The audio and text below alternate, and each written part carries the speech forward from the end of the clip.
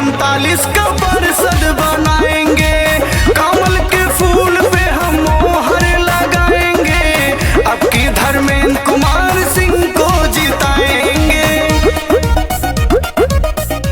तो याद रखिए, इस बार आपके अपने वार्ड नंबर 39 हैदरगंज द्वितीय से पार्षद पद के उम्मीदवार हैं जुझारू, कर्मठ, शिक्षित, संघर्षशील धर्मेंद्र कुमार सिंह जी। इन्हें भारी मतों से जिताइए, अपना पार्षद बनाइए, चुनाव निशान कमल का फूल वाले खाने पर मोहर लगाइए।